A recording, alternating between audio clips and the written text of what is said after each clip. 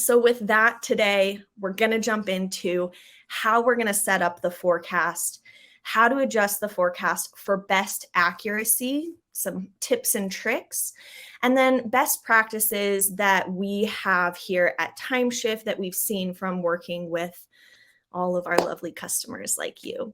So with no further ado, I'll go ahead and stop my screen share here.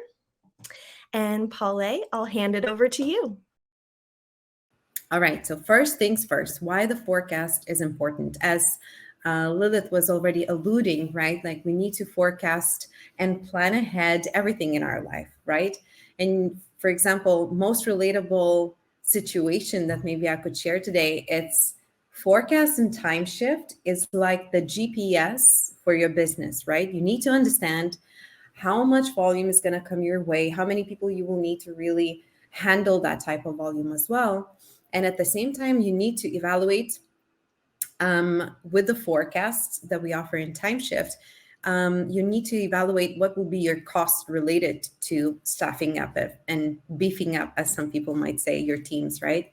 So forecasts are really like a crucial piece, like a crucial puzzle to your business to really understand what are you up against for a full year ahead, how many people you will need, so you can really be strategic and plan your resources, your hiring, and at the same time evaluate if potentially you're overspending and you might be overstaffed. So these are kind of like the two main reasons to really spend some time and effort into understanding the forecast and really making sure that it becomes part of your business analysis. Now, I wanted, before deep diving into the forecast, I wanted to touch up on how I call it like a backbone of everything else in Tymeshift, Workstreams. So some of you might already be familiar with the workstream concept, but workstream in Tymeshift basically allows you to define specifically the type of work that you want to plan ahead for, right? So let's say you have a support team, you might have tier 2 team, you might have billing. So with workstreams, you're able to really define these particular types of work and really take a look into the future, how many volume you could potentially be getting, how many people you will need to cover that work.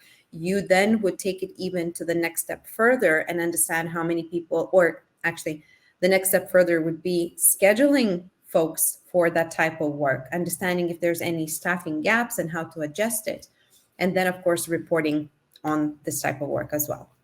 So let me quickly share my screen and to walk you through a little bit more in depth in the workstreams and share some news that we have on the workstream as well. All right, so you will find workstreams in Tymeshift either by typing very handy dandy hotkey, which is Command K for those using Mac, and then probably Control K for anything else. So here you just simply type workstreams and it will take you to the page. Or you can simply select here the gear icon, admin, and then click on the organization structure and then select the workstreams. So this is here where you will actually define that type of work. So let's pick, for example, tier 1. Here we will, first of all, be able to define that particular workstream by the source of this ticket. So imagine your Zendesk instance, right? And you may have, let's say, chat source, phone call source, email, web form, anything that you can imagine. We call those via types.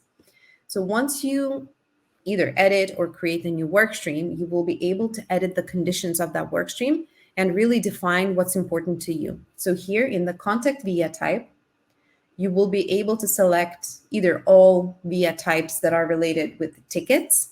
So here you will see what is available here. We will pull the information for the via types based on your Zendesk instance. So for example, you might have a group change, but not all the customers might have it. So keep in mind that the via types are really based on what you have set and configured in your Zendesk instance. Then we would have the chat types, voice types, and now very recent news, actually, I think from last week, now we're able to combine all of the VIA types in one. Now, this comes with a disclaimer that we have some golden rules how to set up your work streams. And one of them is recommending that you do not mix the ticket, chat, and voice, simply because it will depend where in Tymeshift you would want to see this combined work stream, simply because it might skew up some of the information. For example, if you are looking at the work stream where you would have voice and chat work stream VIA types mixed together, when you look into specific metrics on the report section, it might necessarily make sense. For example, you might take a look at which one we can use, average speed to answer. So for example, for chat, it would be very different compared to maybe a phone call. For phone call, I know from the previous experiences, it could be maybe 30 seconds to a minute, versus to a chat, it could be maybe 2 minutes, also depends really. So I'll go through some of the key golden rules that we advise when creating work streams in just a moment. But basically right now, since last week, you're able to actually select multiple VIA types in one. And here you can select and select as you please. Really depends on specific conditions that you want to build for that work stream. Now here in the following conditions, you can select a group, specific group that is or is not the one that you would define, specific tags, brands, or forms. And you can use the different ways to really also set up your conditions, very similar to how you would in Zendesk views. So you can select conditions that all of the conditions will have to be met, all of the below conditions will have to be met, or any of the conditions will have to be met. So very similar as if you would be setting up the Zendesk views. Now, quick tip in this section would be to always run a preview match. Let's take a look now. I combined actually two of them. Yeah. So here you will be able to take a look of how many tickets matched the conditions that we defined here above in the past 30 days. So it's almost 6K. So this is also like a good way for you to check if what you're building here really makes sense and meet your expectations when you take a look at how many tickets matched the conditions above. Just a quick note here. And some of the key golden rules, as we call them, for creating work streams are, let me just quickly see where I am. Right. So first and foremost, it's important to make sure that you capture all of your Zendesk tickets.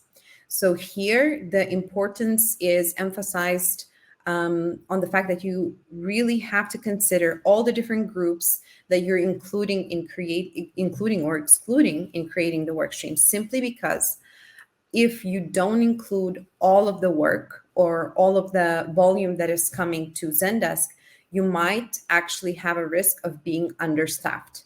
So for example, let's say you're only selecting to create the work stream for tickets, but not chat. That volume is not going to be accounted for in the forecast for the FTE requirement calculations. So keep in mind that it's always important to take a look at all of the volume that you have and really make sure that it's defined in work streams. Otherwise, in the agent activity feature, which we actually went a couple of sessions ago, you will see chunks of time that will show up as no work stream. This is also an indicator for you that that specific ticket, and you will be actually able to see. Let me take a look if I can find one of them. Just as an example, this is our demo account. This is another behavior. Let's see, multiple. Let's see if there's anything there. Okay, so we don't have an example to show because we probably have all the work streams for all of our Zendesk incoming tickets. So very similar, as you can see here, multiple work streams. it will show up in this black block to show you. And if you will hover, you will see that it says no workstream defined.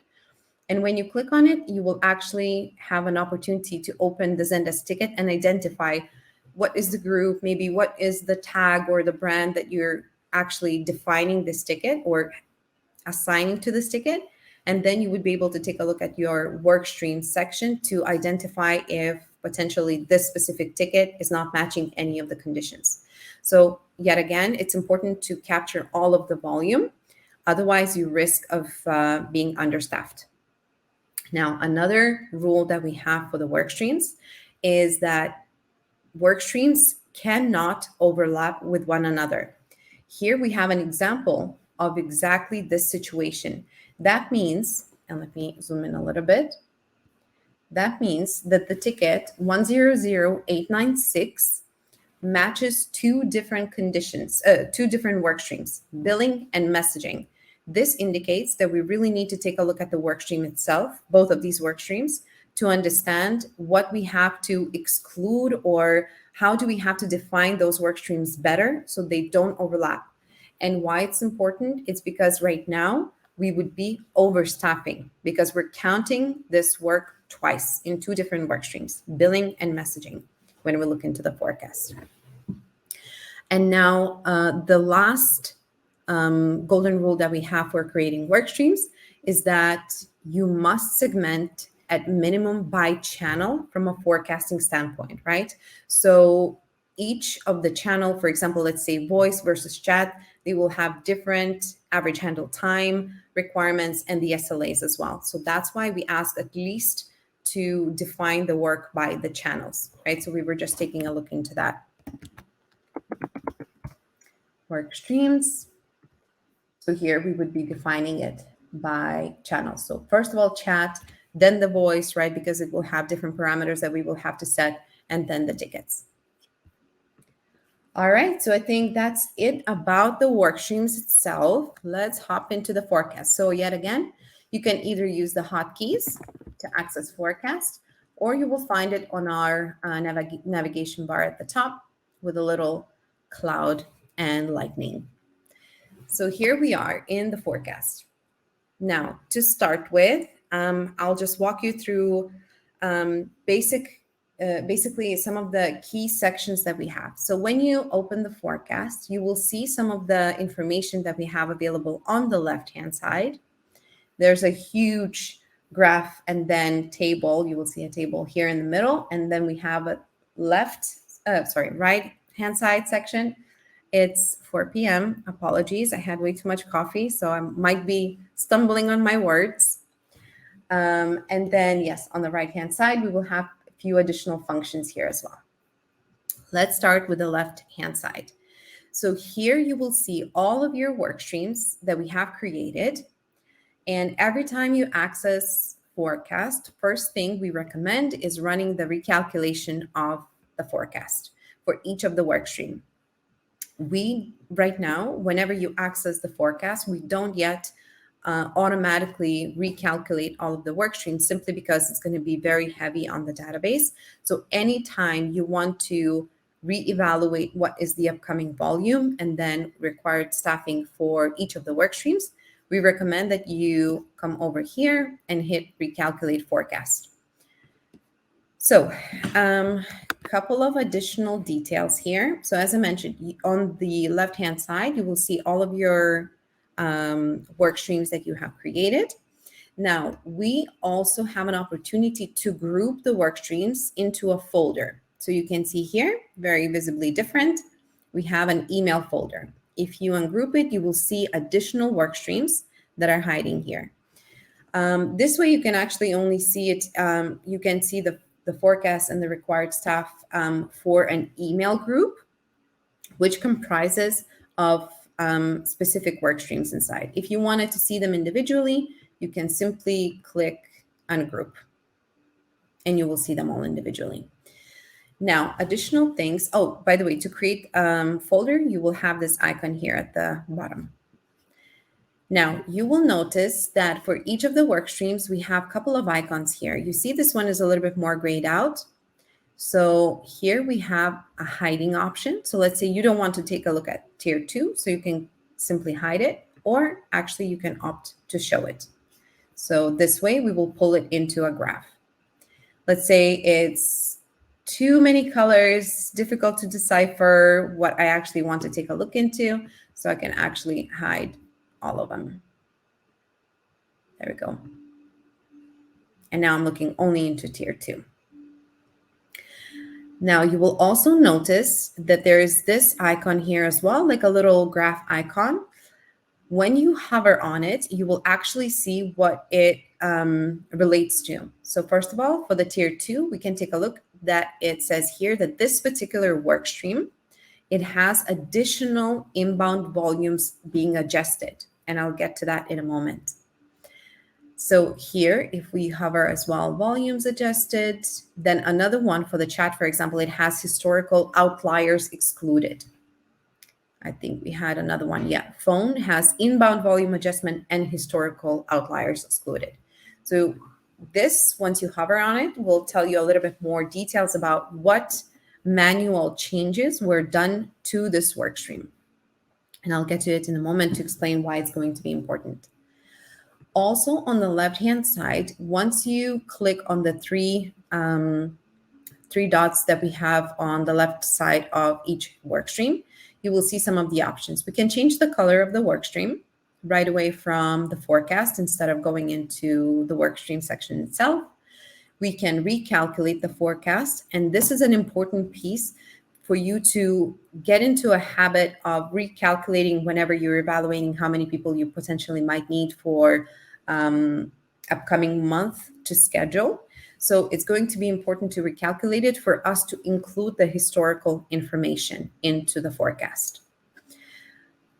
Just a moment here to really offer a little bit more explanation into how Tymeshift really collects the details for actually calculating the forecast and upcoming volumes for the future. So in Tymeshift, we are reading the information that you actually have in Zendesk, right? So for the forecast to offer the most accurate calculation for the future for a full year ahead, we would require, the good practice is that we would require at least 2 years worth of historical data. So for example, if you have been with Zendesk for long enough, the longer you have been really, we can then pull the historical information. Then our algorithms that are running behind or running in the background, I would rather say, they would be able to decipher what are actual patterns year over year compared to what are just one-off volume changes. For example, if there was an outage one year, right, it doesn't necessarily mean that we will be including that information for future calculations because it was a one-off event. So we're looking basically for the patterns to recognize those and then push it for a full year ahead. So just an emphasis here, the more information you have, the better. And every time you hit recalculate, we will be including the past, let's say, month, if you recalculated only a month prior. So we will be including always the historical context to offer you a more accurate information for the future. Now, for the historical volume that I was just talking about, let's say that you're actually migrating from another solution over to Zendesk, and you do have a ton of information in your previous tools, but not necessarily in Zendesk, how we would go about it. So now we offer to you as well to offer an opportunity to import your own historical volume. So here we will offer you a template, which is a specific template that Tymeshift asks for volume import, which will actually ask for a 15-minute increment for however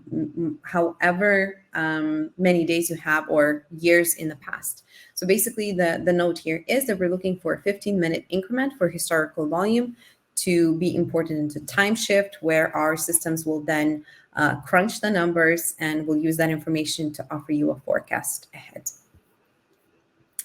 Otherwise, you can also select an option, which is by default, to select the Zendesk historical data. So you can kind of switch between the two, but really importing your own historical volume will make sense if you're bringing the volume from another system into Zendesk, or for example, maybe only for specific channel. If let's say you had a telephony system outside of Zendesk, so you had a ton of historical volume accumulated, but now you want to bring in this new work stream into Tymeshift, so you would use that option.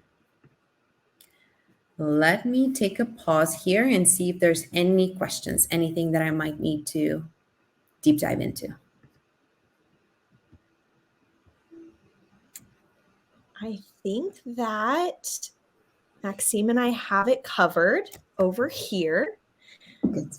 And I just want to highlight one thing here is when we're talking about work streams and into the forecast, this is looking into that V2 feature set itself. So if we have anybody who's working with those legacy features like the legacy agent activity, you're not going to see the work streams defined as you see here within the tier 1, tier 2, tier 3. You're still going to see those channel-based times being tracked. So that's going to be your ticket, chat, and voice, which has kind of been the standard for a long time up until now. But now you have, as Paule mentioned, that flexibility to redefine and therefore rename some of these different segments of your work. So just a little point to kind of the conversation going in the chat, but Paule, go ahead and take it away. Wait a second, I'd like to chime in as well a little bit. Paula, you mentioned you were talking recently about the importing volume, and importing 2 years of data is not an easy task, and sometimes there could be some small error somewhere you missed a number or something like this. So for that, we have a nice validator tool. I'm gonna paste the link to it. It's the tool where you can upload your CSV file, and it would show you specifically at which row you have an issue, if there's any, or just say it's all good and you are welcome to import it, and everything should work just fine. Thank you, Maxime. Yeah, that's a great point. And you will also be able to find that validator tool on our Help Center article related to the forecast. Thanks, folks. I also had a moment to have some water. Use the opportunity here. Alrighty, so I think it's time for us to move to the next segment or next section in the forecast that we have. That would be this mid one where we see the graphs for the inbound volume and the required staffing. So let's start from the top. So here you will have basically a option to select the different timeframes, and it will depend as well on the selected view here on the right. So when you look into the forecast, you can select to view a day, specific day. Here, the inbound volume then will show you 15-minute increments for expected volumes. And here, when you move, you will be able to select 1 day at a time. If you select the weekly view, you will see our forecasted volumes by an hour increment. And then here as well, you will be able to move through the week, I think, 20, by each week. Now, if you select to view a month, you will be able to see the increments for a day. And then you can move here a month ahead. And basically for a year, if you select the year view, you will be able to view the increments by week. And you'll be able to move a full year ahead. Now, so this is basically the time frames that we have and different ways to view your inbound volume. Now, for the inbound volume, you will see a couple of things here. First of all, I wanted to address the fact that you will see a point in time in the chart. Basically, this point in time will tell you that this is the time and the day that we selected calculation or recalculation of this work stream. So every time you recalculate, this little dot will move. And it will represent the time when the workstream was last recalculated. Let me see if we have anything that was recalculated prior.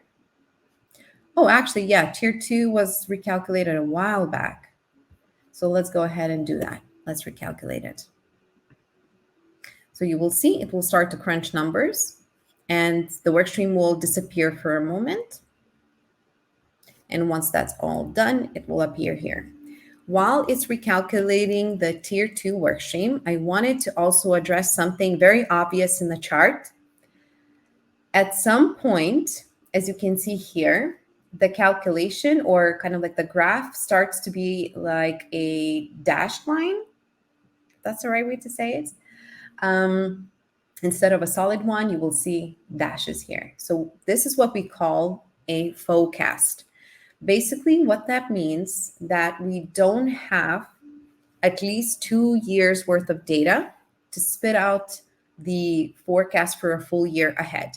So what we're doing, we're replicating the historical information that we have for these work streams to offer you a forecast in advance, but we're also what's the word I'm looking for? Identifying in a way that as of this point, it's not necessarily a fully accurate forecast simply because of the limited historical context that we have. So for that reason, we call it a forecast. So don't be alarmed if you see it. Simply it means that maybe you don't have enough accumulated volume. And for that reason, you might actually select to import your own historical volume, or you can opt to use what we offer in a forecast if you didn't have anything, for example, from the previous tools and you just started with Zendesk. Now, additional thing that I wanted to share, that at the time, at the point that we recalculate the forecast, once you hover, actually at any point you hover here, you will be able to see if the volumes are actually showing the forecast. As you can see next to the phone and tier 2, we explicitly say that this is a forecast, or if it's a historical context. So you will be able to see that we're also collecting the historical information here in the chat, in the graph. Now, additional thing here that is quite useful, and a lot of our customers really use this feature, is that you can expand the table. So you will see, for instance, here we have the yearly view, and we will have the breakdown by each week. So you can see what were the historical and then forecasted volumes for each of the workstream. And you can always export that into CSV. And you can input that into your data intelligence tool, for example, or use it in any other way. So this is for the inbound volume. And now at the second half of this view, we have the required staffing. So you will see as well that we are actually showing the required staffing for the future. We also collect for the past, but we don't necessarily recalculate anything for the past. We're only offering we're only focusing on showing how many folks you will need to cover the volume that is coming for the future.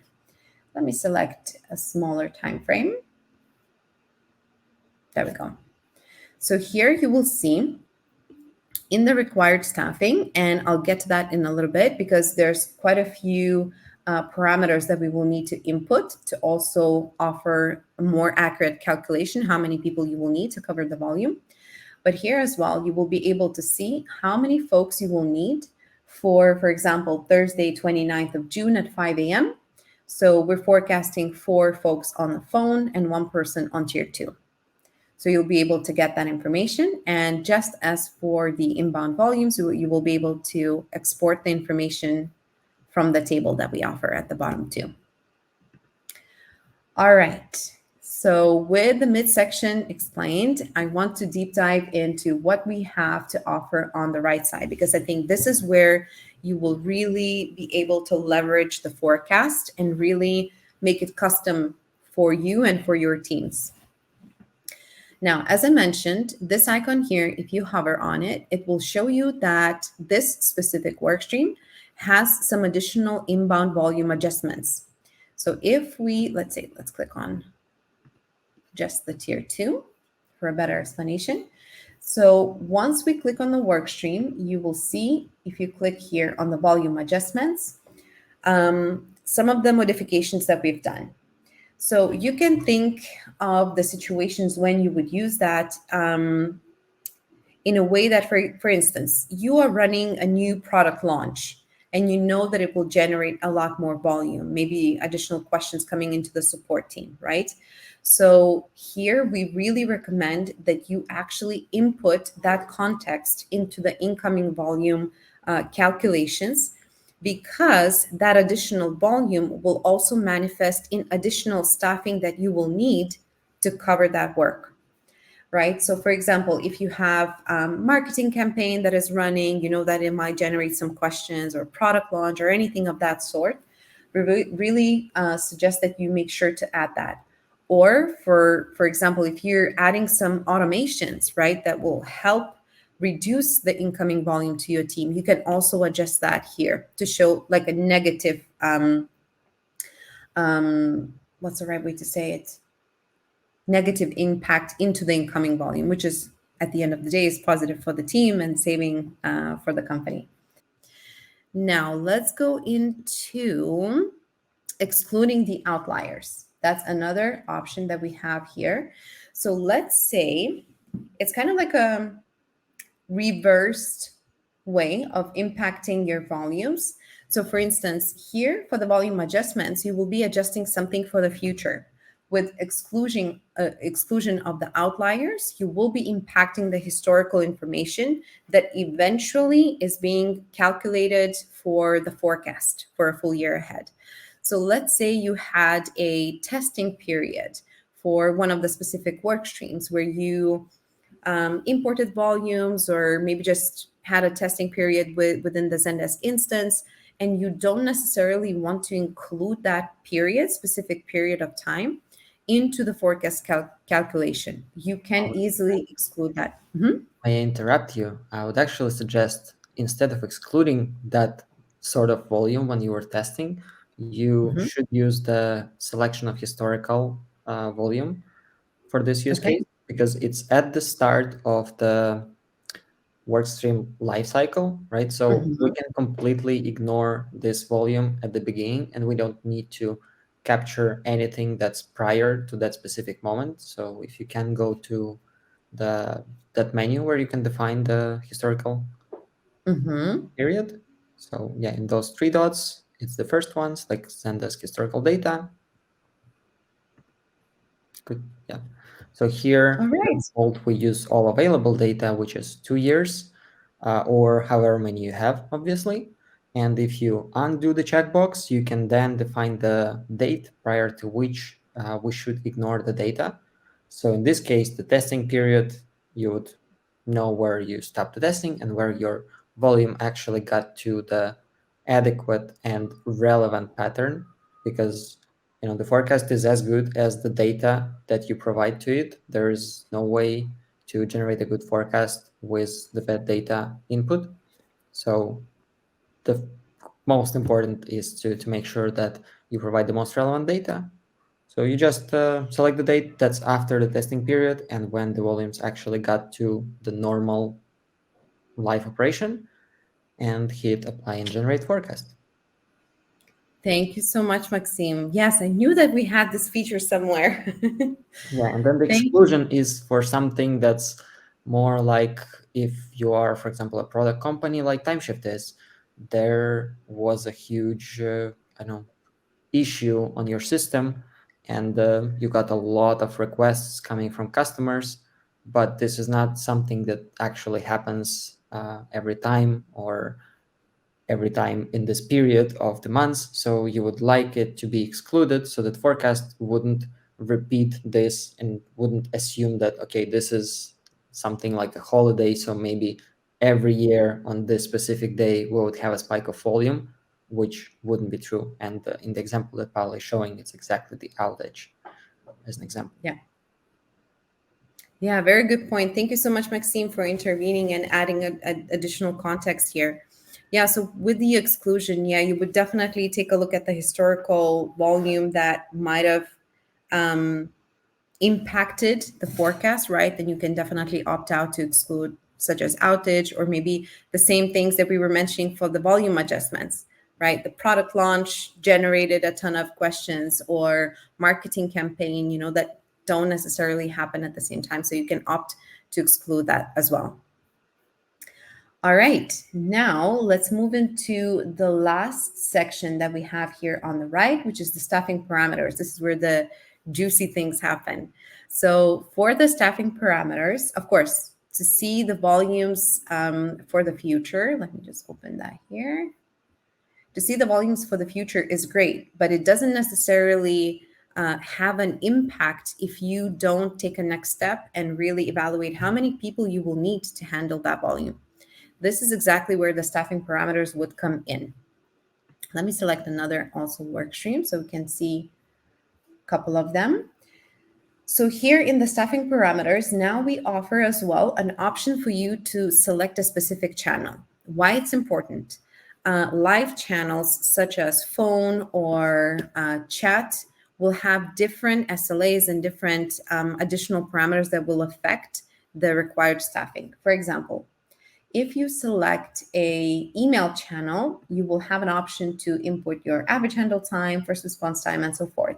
If you select chat, what we're also allowing you to define is the concurrency that you're expecting, right? So the concurrency, the wait time for the chat, will have duration of the chat will have an impact on how many people you will need to handle that volume.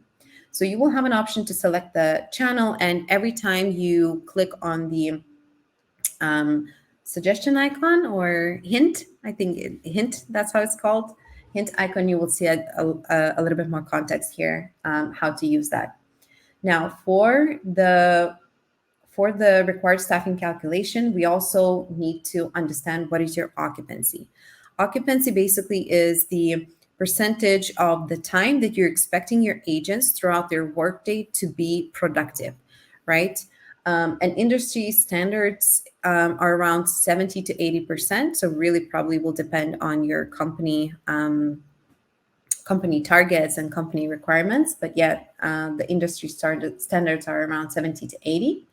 Now, the average handle time as well is impacting the required staffing. So with the average handle time, what we now offer is, let me just click on it here.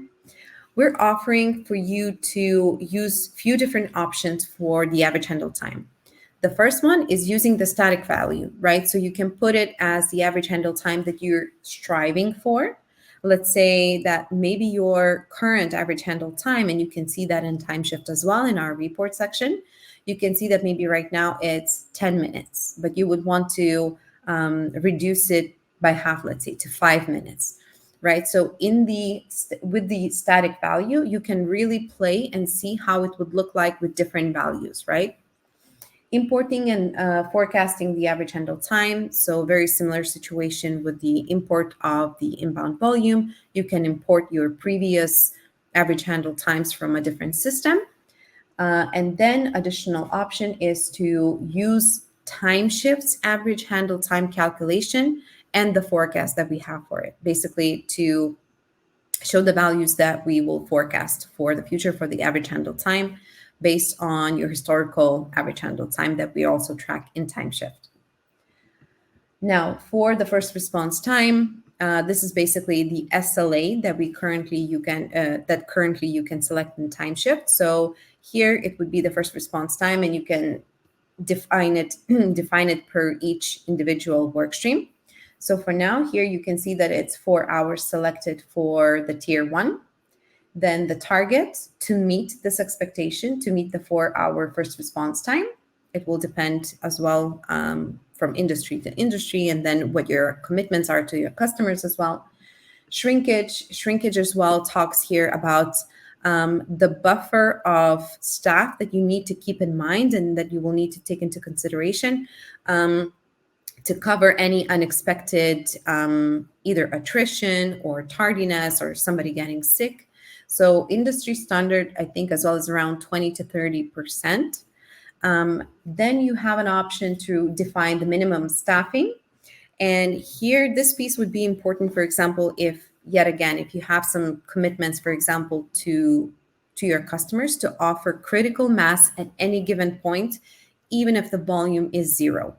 So I had in my previous experiences, agreements with customers where no matter what, even if there's no volume, you have to have certain amount of people. So you can easily do that here. And then finally, availability. Here you can define, for example, for live channels when they're open. Let's say our chat channel. No, this is selected for tier 1. Oh, let's use tier 1. Let's say tier 1 channel is only available from 9 a.m. till 5 p.m. Once we save it, maybe it's still crunching the numbers, it will show the required staffing only throughout that time of the day. So there we go. We would see it from 9 until 5 p.m. So you will be able to see how many folks you will need only during that time frame. And if we untick it, it will distribute it throughout the full day. Let's take a quick look. There we go. All right, folks. So I think that really is a wrap on everything with a forecast. I'm out of breath, but very happy to have this opportunity to tell you more about the forecast. And I really encourage you to explore to see what makes sense for your teams. And if you have any questions whatsoever, our success and support team are here to help you out and walk you through all the functions that we have here. Thank you, everyone.